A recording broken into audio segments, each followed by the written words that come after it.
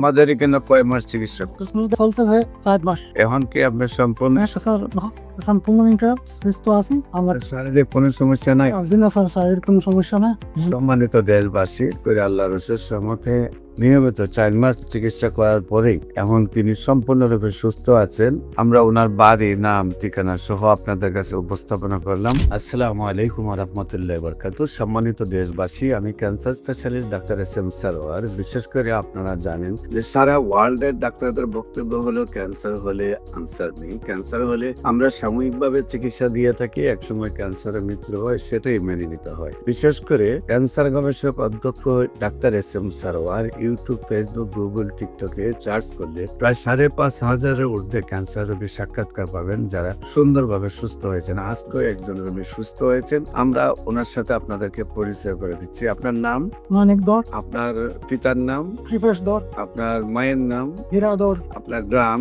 পূর্ব দক্ষিণ ভাগ, বড়লেখা থানা, মূলের জিগা। Post office? দক্ষিণ ভাগ, দক্ষিণ বাগ থানা, বড়লেখা, জেলা? মূলের বাড়ি। আপনার কি সমস্যা হয়েছে? আমার তো ক্যান্সারে ধরা পড়ছিল কোথায় পায়খানা রাস্তায়। প্রথম কোথায় আপনি চিকিৎসা করছেন? প্রথমে আমি ঢাকাতে চিকিৎসা করছি। আমি রেডিওথেরাপি দিয়েছি 1 মাস।